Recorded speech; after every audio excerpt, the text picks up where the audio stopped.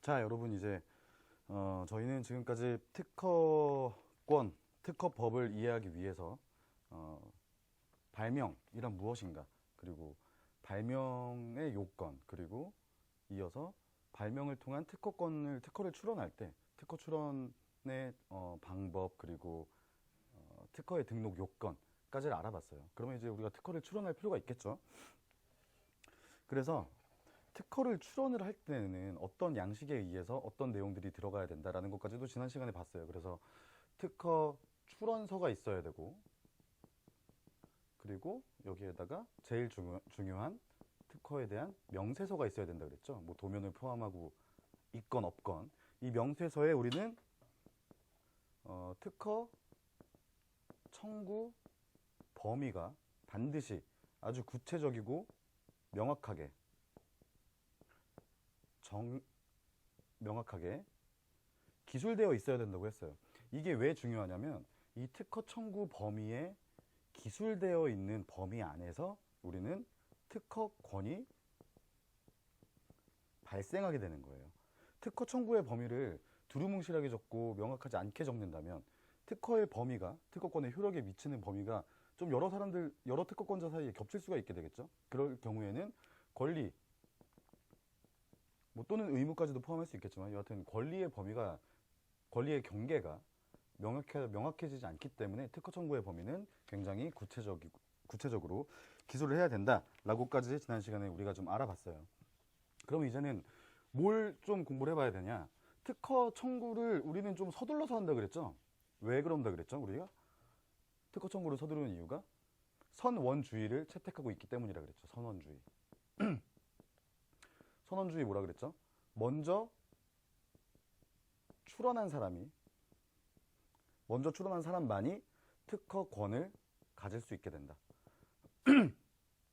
라고 얘기를 했어요. 그러다 보니까 선원주의를 채택하고 있는 국가의 뭐 단점이랄까, 문제점은 출원을 서두르다 보니까 특허 청구 범위라든가 그러니까 청구항이라든가 출원서라든가 각종 서식이 약간 미비할 수가 있어요. 구체성을 흠결할 수도 있고 약간 뭐 틀릴 수도 있고 숫자가 그럴 수 있겠죠. 그래서 우리 특허 출원상에 여러 가지 제도를 두고 있는데 이번 시간에는 특허 출원상의 제도에 대해서 일단 알아보는 시간을 갖고자 합니다.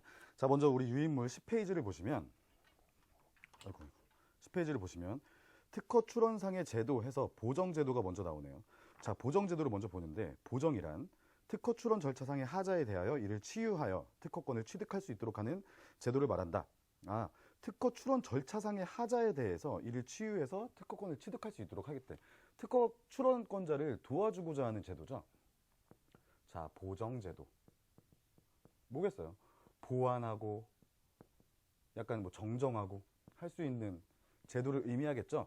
출원서의 출원 절차상에 약간 문제가 있을 경우에 약간 그거를 보완할 수 있도록 해주는 장치구나 라고 생각하시면 돼요. 그래서 밑에 보시면 아시겠지만 절차 보정이라는 것이 있고 그리고 실체 보정이라는 것이 있다.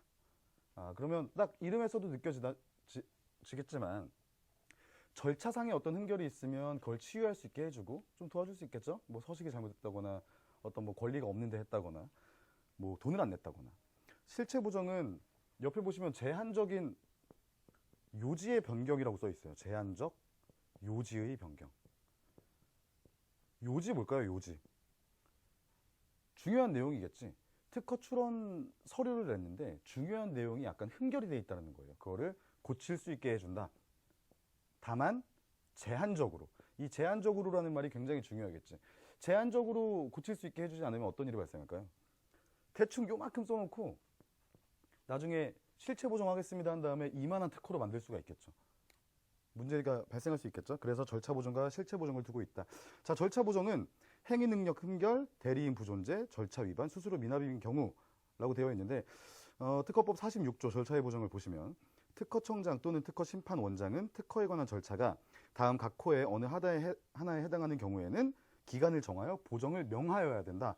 특허청장이 즉 특허청에서 절차의 보정을 명하는 거구나. 즉 특허 출원자가 저 이거 보정할게요 라고 얘기하는 것이 아니구나 라는 거죠. 이해가 되시죠? 내가 서류를 냈어. 특허 출원 서류를 냈는데 그것을 특허청에서 보더니 이거 고쳐서 다시 내주세요 라고 얘기하는 거예요. 알겠죠? 절차 보정은 특허청 쪽에서 특허청장의 이름으로 특허 출원자에게 요청하는 거구나 라는 걸 일단 알고 계셔야 되는 거고, 이 경우 보정 명령을 받은 자는 그 기간에 보정 명령에 대한 의견서를 특허청장 또는 특허심판원장에게 제출할 수 있다라고 해서, 각호 다음 밑에 나오죠. 제3조 제1항 또는 제6조를 위반한 경우 2호 이 법 또는 이 법에 따른 명령으로 정하는 방식을 위반한 경우 3호 82조에 따라 내야 할 수수료를 내지 않은 경우 등으로 되어 있는데, 제3조 제1항 또는 제6조를 위반한 경우라고 되어 있어. 제3조 제1항은 뭐냐면 뭐 미성년자 같은 거에 대해서 다루고 있는 거예요. 행위 무능력자라는 거죠. 행위 무능력자. 뭐 어려운 얘기일 수 있지만 사실은 우리가 민사의 개념에서, 민법적인 개념에서 어떤 권리, 의무, 능력을 갖는 것은 혼자서 독단적으로 할 수 있는 능력을 갖는 사람들을 행위 능력자라고 불러요. 능력자. 행위 능력자. 우리는 다 행위 능력자지 지금. 행위 무능력자가 아닌 이상 다 행위 능력자예요. 그럼 행위 무능력자에는 누가 있느냐? 여러분들 잘 아시겠지만 일단 미성년자가 있고, 그리고 뭐 피한정 후견인이라는 개념이 있고, 그리고 뭐 피성년 후견인이라는 개념이 있어요. 우리는 이렇게 세 가지를 행위 무능력자로 구분을 하고 있어요. 민법에서. 물론 특허법에서는 별도의 규정이 없죠. 미성년자, 피한정 후견인, 피성년 후견인으로 다루고 있는데, 일단은 여러분들은 어디까지 생각하시면 되냐면, 이러한 사람들은 행위를 혼자서 할 수 없는 행위 무능력자구나 라고 생각을 하시면 돼요. 혼자서 할 수 없다. 그럼 다른 사람이 필요하겠다는 얘기죠. 즉 법정 대리인이나 후견인이 필요한 사람들이다 라고 생각을 하시면 됩니다. 미성년자를 예를 들어 드릴게요. 미성년자는 심지어는 어떤 정도냐면, 혼자서 자신의 돈을 가지고, 부모님이 책 사라고 한 돈을 가지고 중국집에서 짜장면을 시켜 먹어요. 혼자서. 그러면 그리고 짜장면 값을 내지 않은 거죠. 그럴 경우에 미성년자는 짜장면 값을 내지 않아도 돼요. 미성년자의 이러한 행위는 행위 무능력자의 행위이기 때문에 기본적으로 취소할 수 있는 법률 행위가 된다. 그렇다고 미성년자들한테 짜장면값 맨날 내지 말라고 하는 얘기가 아니라, 뭐 그렇게 하는 경우는 없겠지만, 기본적으로 이러한 권리 무능력자들은 독단적으로 하는 행위는 취소할 수 있는 법률 행위다. 그러면 이 사람들은 과연 특허를 낼 수가 없느냐라는 얘기죠. 아니죠. 낼 수가 있죠. 미성년자는 법정 대리인, 부모님과 같은 법정 대리인의 동의를 얻어서 법률 행위를 할 수 있고, 피한정 후견인과 피성년 후견인 같은 경우에는 역시 후견인의 동의를 얻어서 법률 행위를 적법하게 할 수 있다. 뭐 피한정 후견인과 피성년 후견인의 개념에 대해서는 간단하게 말씀을 드리자면, 기본적으로 돈 있죠. 돈. 재산을 혼자 막 쓰거나 벌거나 하지 못하는 사람들이에요. 혼자서는. 왜? 옛날 개념으로 이 사람들을 뭐라고 불렀냐면 한정치산자 또는 금치산자라고 불렀어요. 이 사람들이 혼자서 돈을 막 쓰게 만들고 돈을 관리하도록 하다 보니까 하기에는 너무 낭비가 심한 사람들, 그래서 가정경제를 파탄에 이르게 하거나 하는 등의 사람들을 한정치산자라고 불렀어요. 그래서 한정치산자는 우리가 예전에 낭비자라고 불렀지. 낭비하는 사람들. 그리고 금치산자 같은 경우에는 뭐예요? 금한다. 치산, 재산을 관리하는 것을 금한다 라고 하는 사람은 금치산자. 이 사람들은 낭비자에서 훨씬 더 넘어가서 심신이 아주 상실한 상태에 이른 사람들이에요. 심신 상실의 상태. 즉 혼자서는 올바른 판단을 통해서 돈을 관리할 수 없는 사람들을 금치산자라고 했죠. 이 사람들이 지금 현재로서 피한정 후견인과 피성년 후견인의 개념으로 대체가 된 것인데, 이런 사람들은 역시 법률 행위를 자기 혼자서 독단적으로 할 수 없다. 즉 행위 무능력자다라고 알고 계시면 됩니다. 이런 사람들은 특허법 46조 1호에 나와 있는 것처럼 제3조 제1항을 통해서 혼자서는 독단적으로 할 수 없는데, 이 미성년자가 혼자서 법정 대리인의 동의 없이 특허를 출원한 경우라고 보시면 돼요. 이럴 경우에는 특허청장이 딱 보고 미성년자가 특허를 출원했는데 법정 대리인의 동의가 없었네? 관련 서식이 있어야 되니까 라고 판단이 된다면 다시 보정 명령을 내려서 법정 대리인의 동의를 구해서 다시 오너라 라고 얘기해 주는 게 바로 1호에 적혀 있는 내용입니다. 뭐 그 밖에도 절차를 위반했다거나 뭐 출원서를 안 냈다거나 명세서만 냈다거나 하는 경우도 당연히 절차의 위반이겠죠. 수수료 미납입인 경우 출원료를 내야 돼요. 특허 출원료. 특허를 출원하고 특허권을 등록받을 때는 참 여러 가지의 돈을 납부하게 됩니다. 수수료들을. 출원을 할 때는 출원료를 내야 되고, 출원한 특허 발명에 대해서 심사를 받고자 할 때는 심사료를 내야 되고, 이 심사한 결과 특허에 이제 등록이 되게 됐다라고 하면 특허료를 내야 되는 거예요. 뭐 매년 내게 되어 있는 것들. 이런 돈들을 계속 유지를 하게 하는 이유는 뭘까요? 돈을 내고 하는 거.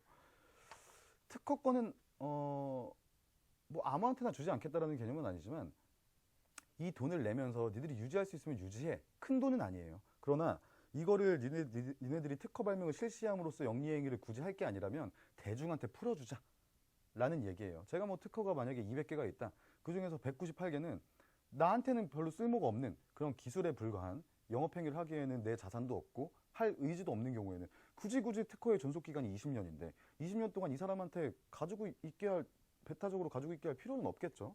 왜? 특허법의 목적은 산업경제, 산업발전에 이바지하는 게 목적이었으니까. 그래서 돈들을 좀 내게 하는 거죠. 그래서 특허료를 굳이 낼 필요가 없으면 내지 마라. 대신 그때부터 특허는 네 게 아니라 없어지는 거다. 그 누구도 그 특허권에 대해서는 가질 수 없게 되고, 당연히 지난 시간에 우리가 신규성에 대해서 공부했던 것처럼 신규성을 이미 상실했죠. 출원한 특허 같은 경우에는, 특허 발명 같은 경우에는, 혹은 특허권이 등록된 이후의 특허의 경우에는 신규성이 상실된 상태이기 때문에 한 번이라도 누군가가 특허 출원한 이후에는 신규성을 모조리 다 상실하게 돼요. 그 누구도 특허권을 가질 수 없게 되는 거죠.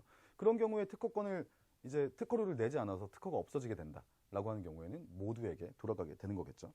자, 실체 보정은 제한적인 요지의 변경이라고 했는데, 제47조를 보면 특허 출원의 보정이라고 되어 있어요. 이게 실체 보정이에요. 특허 출원인은 제66조에 따른 특허 결정의 등본을 송달하기 전까지 특허 출원서에 첨부한 명세서 또는 도면을 보정할 수 있다. 아, 특허 결정의 등본을 송달하기 전까지래. 그러면 우리가 특허 출원을 전주기적으로 봤을 때 이때가 출원 시점이고 이때가 등록 시점이에요. 이 이전까지 언제든지 실체적으로 보정을 할 수가 있다. 특허 출원의 내용을 보정할 수 있다. 단 제한적 요지에 한해서 라는 이야기가 되겠죠. 그러면 제한적으로 보정할 수 있다라는 뜻은 뭘까요? 자, 47조 2항, 3항을 보시면 제1항 제2호 및 제3호에 따른 보정 중 청구 범위에 대한 보정은 다음 각호의 어느 하나에 해당하는 경우에만 할 수 있다라고 해놓고선 1호 청구항을 한정 또는 삭제하거나 청구항에 부과하여 청구 범위를 감축하는 경우, 2호 잘못 기재된 사항을 정정하는 경우, 3호 분명하지 아니하게 기재된 사항을 명확하게 하는 경우. 자, 청구항에 대해서 얘기했었죠. 먼저 우리 청구항이 어디에 쓰여져 있다?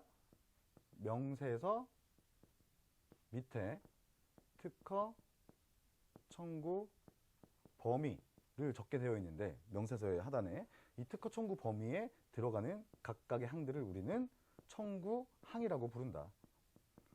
근데 그때 우리가 1발명 1특허주의라고 그랬죠. 그래서 하나의 특허에는 하나의 발명만이 들어갈 수 있다. 그래서 원칙적으로 봤을 때는 특허 출원을 할 때는 이거는 하나의 발명만 출원을 할 수가 있어요. 그래서 여러 가지 특허에 대해서는 각각 개별 출원을 해야 되는 거지. 특허가 여러 개가 있을 경우에는. 그런데 그거의 특허가 만약에 10개가 있는 사람이 10개를 다 출원하고 싶지가 않아요. 왜냐면 하나의 개념으로 포괄을 할 수가 있다. 예를 들어서 PC를 만드는 물건의 발명이다 라고 했을 때 PC에 여러 가지 구성 요소들이 들어갈 수가 있겠죠. 이 구성 요소들에 대해서도 각각 특허를 대표적인 특허로 PC라는 개념을 설정해 놓고 이 이하로 다 넣어 놓는 거예요. 이런 경우 가능하다 그랬죠. 그럴 경우에는 청구항들이 여러 가지가 있겠지.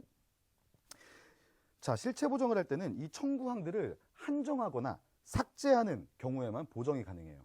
그래서 만약에 이 첫 번째 청구항에서 어떤 물건을 만드는 것에 대해서 써놨으면 이 물건을 만드는 방법을 더 확장시킬 수는 없다는 얘기예요. 범위를 더 한정하면서 구체화시킨다거나 아니면 청구항을 삭제하거나 하는 제한적인 범위 안에서만 가능하도록 하고 있다. 자, 두 번째는 잘못 기재된 사항을 정정하는 경우예요. 정정은 당연히 필요하겠죠. 왜냐하면 나중에 아까도 얘기했지만 특허 청구의 범위가 다른 사람들이랑 권리 관계에서 권리 의무 관계를 침해하는 뭐 소송이 제기된다거나 권리 범위의 확인이 필요한 경우에는 이 특허 명세서에 있는 청구항에 기술된 내용을 바탕으로 판단을 하게 되는데 이 판단의 범위가 이 청구항이기 때문이에요. 이 청구항은 이 만약에 잘못 기재됐다라고 하면은 특허의 내용이 잘못되는 것이고 그럴 경우에는 다른 사람의 권리 관계에 영향을 미칠 수가 있겠죠. 이 특허 심사관도 잘못 판단할 수가 있고 그래서 이미 기술되어 있는 것들을 올바로 바로잡는 범위 정도는 보정이 가능하다. 분명하지 아니하게 기재된 사항을 명확하게 하는 경우 당연한 거죠. 명확하지 않은 경우에는 이 청구항이 명확하지 않으면 첫 번째로는 특허가 승인되지 않아. 무조건 명확해야 됩니다. 두 번째로 명확하지 않았는데도 특허가 만약에 승인되는 경우에는 당연히 다른 사람들과의 권리의 관계에서 권리 침해 관계가 발생할 수 있겠죠. 그래서 이렇게 실체 보정을 통해서 우리가 선언주의상 어쩔 수 없는 선언주의를 채택하고 있다 보니까 어쩔 수 없이 절차상 그리고 실체적으로 보완이 필요한 경우가 발생을 할 수밖에 없기 때문에 이러한 보정 제도를 두어서 보정을 할 수 있도록 하고 있다라는 뜻입니다. 자, 다음 페이지로 넘어가면 관련 조항 같은 거 한번 읽어보시고 출원 분할 제도라고 되어 있는데 출원을 말 그대로 분할하는 거지. 한 개의 특허 출원을 두 개 이상으로 분할 출원하는 제도를 의미하는 거예요. 뭐 여러 가지 이유는 있을 수 있겠지만 여하튼 한번 읽어보면 두 개 이상의 발명을 포함하는 특허 출원의 일부를 하나 또는 그 이상의 새로운 특허로 다시 출원하는 것을 의미한다. 이 경우에는 각 발명에 대하여 각각 원출원 시에 소급하여 출원한 것으로 보아 특허를 인정한다. 따라서 출원 분할의 실체적 요건으로서 원래 출원이 두 개 이상의 발명을 포함하고 있을 것, 최초의 출원 서류에 포함된 발명일 것이 필요하고 절차적 요건으로서 명세서 또는 도면에 대한 보정이 가능한 시기일 것이 요구된다 라고 하고 있어. 그러면 처음에 명세서를 작성했을 때 우리가 이 청구항을 적는 특허 청구의 범위를 적는 청구항에 두 개 이상의 발명이 나열되어 있어야 되겠죠. 이럴 경우에 각각 요거 하나를 원래 처음부터 두 개의 특허 출원으로 할 수가 있었어요. 우리는 1발명 1특허주의니까. 근데 비슷한 걸로 묶을 수가 있으니까 두 개를 하나의 특허 출원으로 했겠지. 우린 그걸 가능하도록 하고 있으니까. 근데 그렇게 하기에는 문제가 발생했어. 특허 등록하기 전에. 아직도 출원하고 심사하는 중이든 뭐든 간에. 예를 들어서 두 번째 특허가 생각해보니까 우리가 얘기했던 특허 등록 요건 있죠.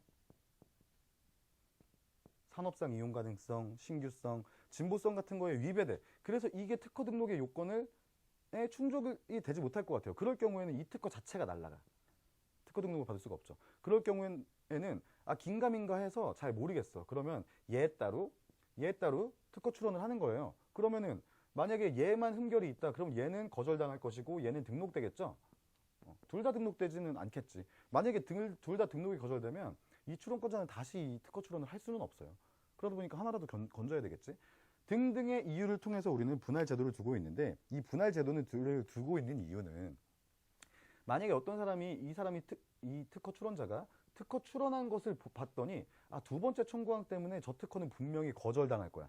근데 이 첫 번째 청구항에 대해서는 특허 등록의 요건을 갖췄네? 근데 내가 봤을 때는 이 특허는 분명히 거절이다. 그러면 다른 사람이 특허 출원을 만약에 한다거나 물론 뭐 선언주의에 위배돼서 안 되겠지만 아니면 동시에 출원한 사람이 있다거나 뭐 여러 가지의 경우에 악용될 만한 소지가 있을 수 있겠지.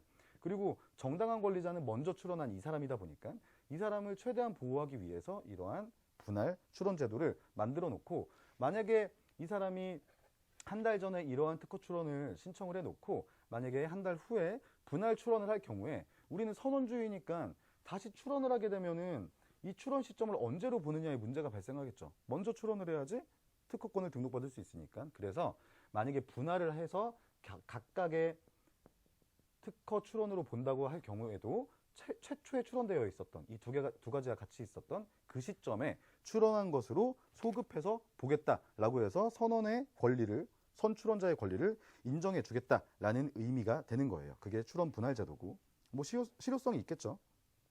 자, 변경 출원 제도 뭔가를 바꿔서 출원한다는 얘기겠지? 뭘 바꿀 수 있을까요? 우리가 그냥 상식적으로 생각해 봤을 때 우리가 지식재산권이라고 하는 경우에는 우리가 첫 시간에도 봤던 것처럼 특허권도 있을 수 있고, 뭐 실용 신안권도 있을 수 있고, 뭐 예를 들어 디자인권도 있을 수 있고, 뭐 여러 가지 등등의 이런 지식재산이 있을 수 있어요. 그런데 이 유형을 변경하겠다는 거지, 출원을 할 때. 변경 출원이라는 것은, 자, 출원 변경이란 동일한 발명에 대한 실용신안 출원이겠죠. 오타가 났는데, 실용신안 출원을 특허 출원으로 변경하는 것을 의미한다. 아, 실용신안권으로 출원했던 것을 특허 출원으로 변경하겠다는 얘기구나. 왜 이런 일이 발생할까요? 실용신안은 뭐라 그랬지? 객체가? 특허의 객체는 발명이었죠. 실용신안의 객체는 뭐였어요? 우리 첫 시간에 봤을 때처럼 고안이었지. 우리가 발명의 요건 배울 때 했던 것처럼. 자, 발명은 뭐였죠? 자연기술을 이용한 기술적 사상의 창작으로서 고도한 것을 의미한다 그랬지. 고안은 자연기술을 이용한 기술적 사상의 창작을 의미하다 보니까 특허청에서 특허와 실용신안에 대한 판단을 할 때 이 고도성 여부가 중요하다 보니 고도성을 판단하는 데 있어서 특허는 시간이 좀 오래 걸려요. 실용신안 같은 경우에는 오래 걸리지 않죠. 그냥 자연법칙을 이용한, 우리가 뭐라 그랬죠? 인과관계가 있으면 된다 그랬죠. 과학적인 인과관계. 과학적인 인과관계가 있는 기술적 사상의 창작이네 라고 보면 실용신안이 인정이 되기 때문에 빨리 이러한 권리를 획득하고 싶은 사람들은 실용신안으로 일단 청구를 해버리는 거예요. 그 다음에 선출원자로서 실용신안도 마찬가지로 선원주의가 적용되니까 선출원자로서의 권리를 일단 획득을 해놓고 한 1년 정도 가만히 있는 거지. 심사를 청구하기 전에는 이 출원한 것에 대해서 심사가 진행되지 않아요. 그냥 선원의 권리만 확보해 놓고 있는 상태에서 가만히 보니까 내가 실용신안으로 낸 자연기술을 이용한 기술적 사상의 창작이 고도한 것 같기도 하네 싶은 거예요. 그럴 경우에 특허권이 훨씬 더 배타적이고 독점적인 권리다 보니까 특허권으로 변경 출원을 하게 하면 실용신안을 출원한 날에 특허권을 출원했던 것으로 간주해서 소급 적용하겠다는 뜻이에요.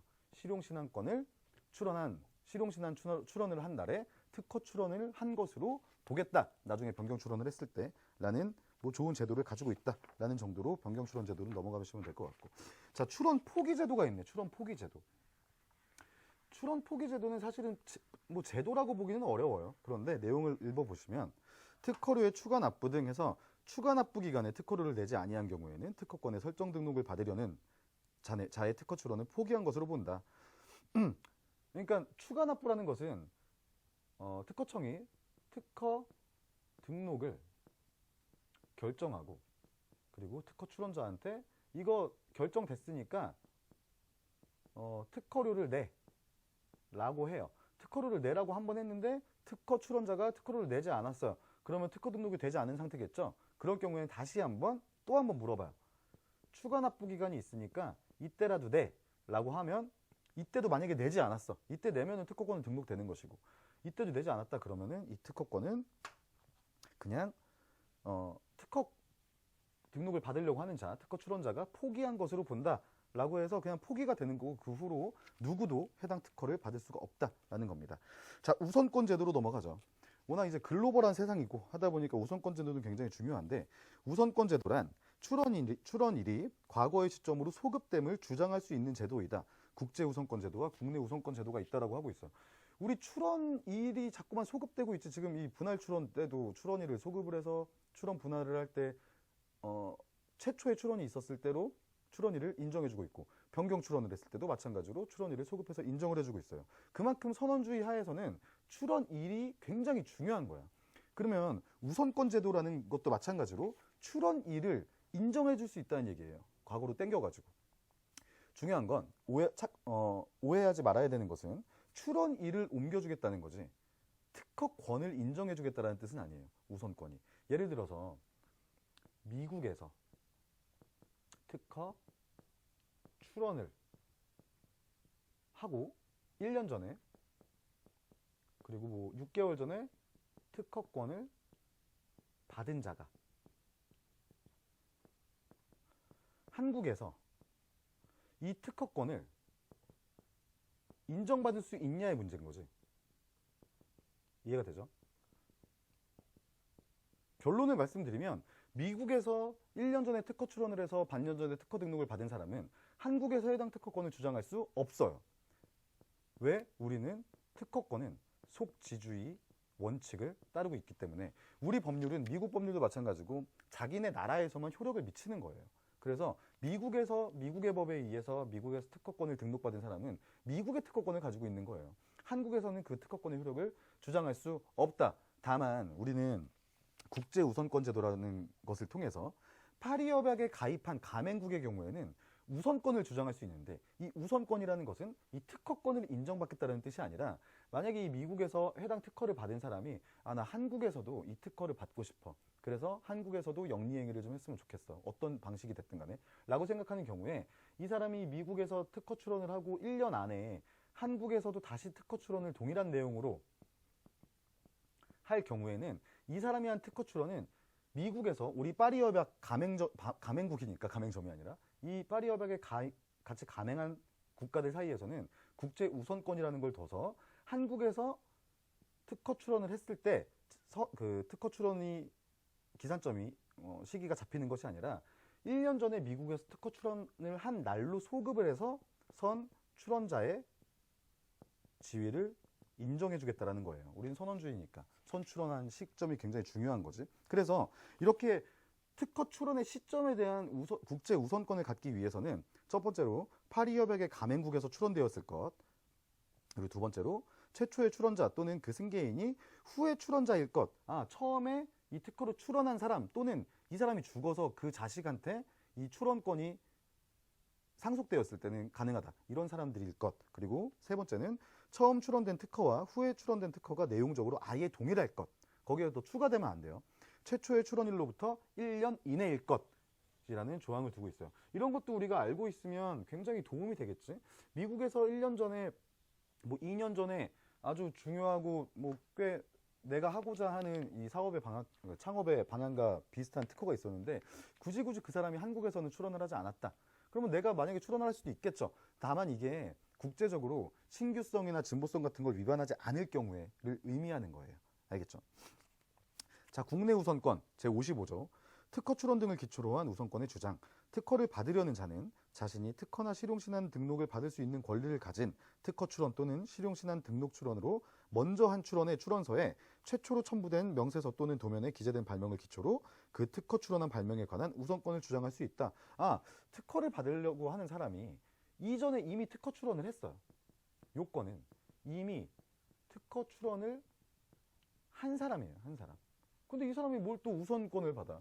이 사람이 1년 전에 어떤 발명에 대해서 특허 출원을 했는데 이거에 대해서 이 사람은 이미 선원권자인데, 선원자인데, 선출원자인데 1년 후에 또 괜히 출원 시점에 대한 우선권을 받을 필요가 있을까요? 자, 우리가 특허 출원에 대한 업무를 하고 많은 권리의 그 분쟁을 조정을 하다 보니까 한 1년 후 정도에 이 특허 출원을 한 사람이 기존의 특허 출원한 그 발명을 약간 개량하고 추가하고 약간 보완을 했어. 이런 경우에 기존에 했던 특허 발명과 동질성이 상당 부분 인정돼요. 굉장히 인정돼. 그런 경우 있을 수 있겠죠. 굉장히 인정되는데 이 특허 출원자는 이왕이면은 이 개량하고 추가하고 보완돼서 더 나은 상품이 됐던 그런 발명을 특허권으로 아예 받고 싶어 하는 거예요. 이해가 되죠? 그럴 경우에는 이 사람이 1년 후에 이 개량하고 추가하고 보완한 이 발명에 대해서 출원을 할 경우에는 우선권을 1년 전에 한 특허 출원의 시기로 돌려가지고 선출원자의 지위를 인정해 줄 수 있다라고 한 거예요. 그러면 우리는 아까 보정제도에 대해서 배웠었죠.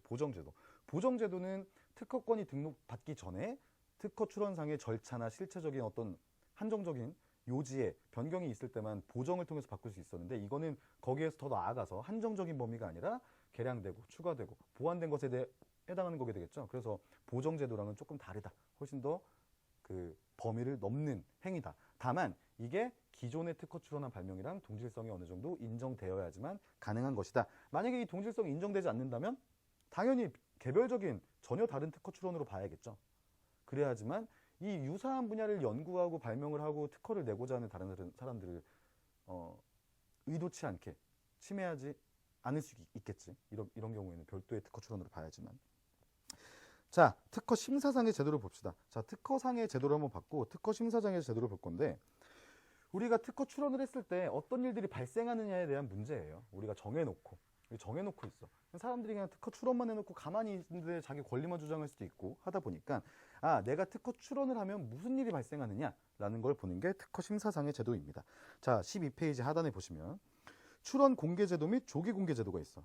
특허청장은 출원일로부터 1년 6개월이 경과한 때에 발명의 명칭, 출원인의 출원년 월일, 성명, 명세서 등을 공보에 게재하도록 되어 있어요. 내가 특허 출원을 하면, 이렇게 하지 말고, 이때가 출원 시점이에요. 출원을 하면 1년 6개월이 경과된 이후에는 내 출원한 특허 발명이 공개가 되는구나 라고 알고 계시면 돼요. 이게 출원 공개 제도라는 겁니다. 왜 공개를 시킬까요? 다시 특허법의 목적으로 돌아와서, 특허법의 목적은 특허권을 독점적이고 배타적으로 굉장히 보호해 주는 것을 수단으로 해서 결국은 산업 경제를 혹은 산업을 발전시키는 거지. 산업을 발전시켜서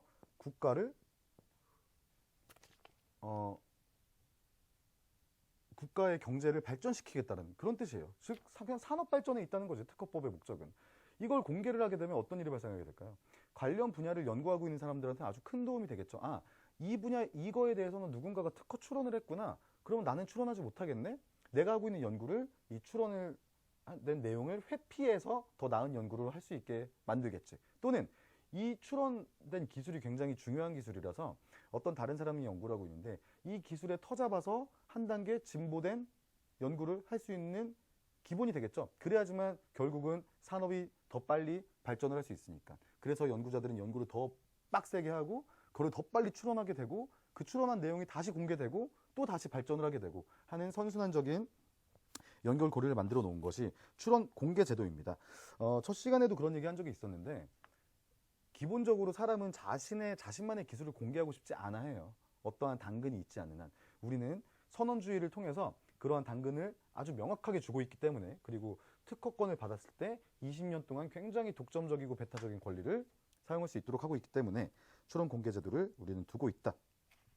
자, 특허 출원으로부터 일정한 기간의 경과 후 심사의 진행 상황과 관계없이 공중에게 출원 내용을 공개하는 제도다 라는 걸 딱 보면은 심사 진행 여부와 관계없이? 라는 말이 나오지. 그래서 특허를 출원했다고 해서 특허청에 있는 그 수많은 특허 심사관 분들이 특허를 심사하는 것은 아니다 라는 내용을 일단 알 수 있어요. 그러면 특허 심사는 하지 않고 출원서 명세서를 낸 상태에서 이 명세서의 내용만 1년 6개월 이후에 공개가 되는 것이다.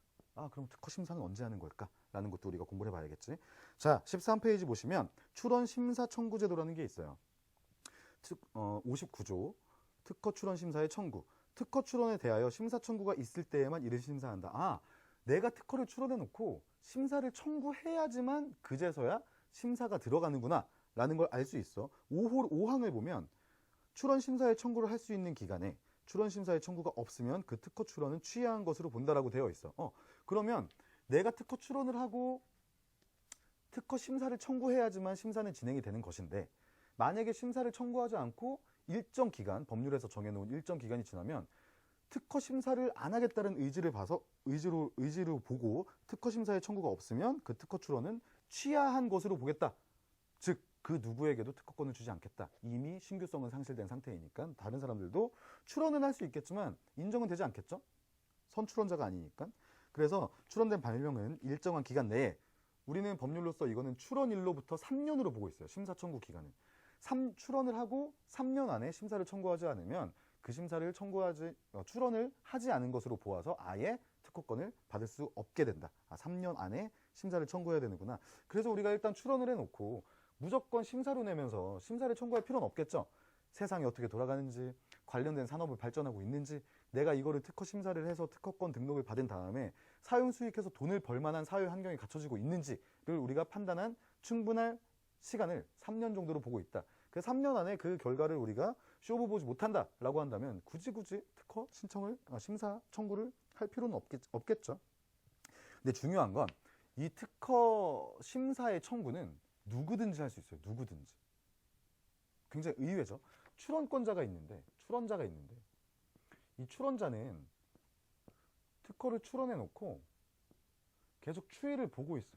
한 2년째 이 세상이 어떻게 굴러가는 것도 보고 내가 이거를 사업화할 수 있는지 내 자금 상태나 뭐 장래의 가능성 같은 것도 좀 타진하고 있는데 어떤 사람이 2년 후쯤에 특허 출원자가 출원을 한 지 2년 후쯤에 내가 그 사업을 하고 싶어. 근데 공보에 게재된 것을 보니까 이 출원자가 출원한 다음에 1년 6개월 지나면 공보에 게재되잖아요.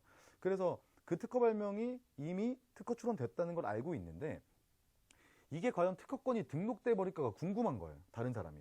그래서 이 사람은 이게 특허가 등록이 돼 버리면 자기 사업 계획이랑 좀 달라져. 이 사람의 특허를 침해할 수도 있게 되는 거고 아니면 이 사람의 특허를 내가 돈을 내고 사용해야 되니까 궁금할 수밖에 없죠. 이 사람은 지금 자금력도 갖춰놓고 공장도 만들어놨어요. 일만 하면 돼. 근데 하필이면 다른 사람이 특허를 출원한 상태인 거지. 그러면 이 사람한테, 이 출원자한테 특허권이 등록되는지 마는지가 이 다른 B라는 사람한테는 굉장히 중요한 일이 되겠죠. 이 사람은 그래서 궁금해서 지나가다가 자기가 심사료를 내고 특허청한테 심사를 요청할 수 있게 되는 거예요. 즉 누구든지 다른 사람이 출원한 특허 발명에 대해서 심사를 청구할 수 있다라는 걸 우리는 알고 있어야 됩니다. 이런 일은 굉장히 실제로도 빈번하게 일어나고 있다. 자, 우선심사제도라는 게 있는데 특허청장은 다음 각 호의 1에 해당하는 경우에는 우선해서 심사할 수 있도록 하고 있다. 1호, 출원 공개 후 출원인이 아닌 자가 업으로서 특허 출원된 발명을 실시하고 있다고 인정되는 경우. 자, 출원이 공개됐어. 특허 출원을 하고 1년 6개월 이후에 출원된 내용이 공개가 됐는데 특허청장이 가만히 보니까 어떤 다른 사람이 이 특허 발명의 내용을 업으로서, 즉 돈벌이로서 활용하면서 사용하고 있다는 거예요. 그러면 특허권의 침해 소지가 당연히 발생하겠죠. 이 특허권이 등록된 이후에는. 그래서 그 권리관계를 명확하게 하기 위해서 특허청장이 명령으로 야, 저 특허 출원한 거 먼저 심사해 라고 지시를 할 수 있다는 겁니다. 이게 우선심사예요. 자, 2호 대통령령이 정하는 특허 출원으로서 긴급한 처리가 필요하다고 인정되는 경우도 있을 수가 있겠죠. 이럴 경우에도 특허청장이 이거 먼저 우선적으로 심사를 하세요 라고 지시를 할 수 있게 되는 겁니다. 자, 거절결정제도라는 게 있는데 특허청이 출원에 대하여 특허 처분을 하는 경우에는 이를 등록 결정하고 공고를 하게 되는데 출원에 대해서 특허권 부여를 거절하는 경우, 즉 특허의 등록 요건 3가지를 위반했다거나 아니면 뭐 여러 가지 공적인 이유로 특허 등록으로서의 타당하지 않다라고 판단될 경우에는 거절 이유를 출원자에게 통지를 하고 출원인이 의견을 제출한 기회를 줘서 심판을 받을 수 있게 하는 제도를 가지고 있어요. 만약에 이 심판을 통해서도 거절이 결정되는 경우에는 당연히 특허는 등록될 수가 없고 그 이후에도 그 누구도 동일한 것에 대해서는 특허 출원을 할 수가 없다. 특허권을 받을 수 없다라는 내용입니다. 자, 지금까지 우리는 발명을 받고 특허 요건을 받고 등록 요건을 받고 그리고 어떤 서식으로 어떻게 특허를 출원하는지에 대해서도 봤고 그 출원하고 특허가 심사되고 등록되기 전까지의 제도에 대해서도 봤어요.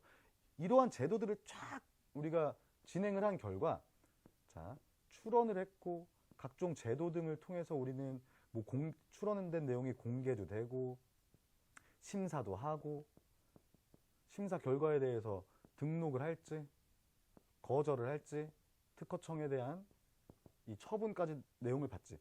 자, 거절을 할 경우에는 뭐 불복 심판을 할 수는 있지만 불복의 소를 제기할 수는 있지만 그래도 거절이 되는 경우에는 아예 특허 등록은 안 되는 것이고 이건 이제 더 이상 볼 게 없는 거고 우리는 이제 특허가 등록된 것을 전제로 해서 우리는 특허 같은 지식재산을 기반으로 한 벤처, 창업을 전제로 이 수업을 하고 있기 때문에 이 특허권을 등록한 이후에 이 특허권을 우리가 과연 어떻게 사용 수익할 것인가에 대해서 봐야 되겠죠. 그래서 다음 시간에는 특허권,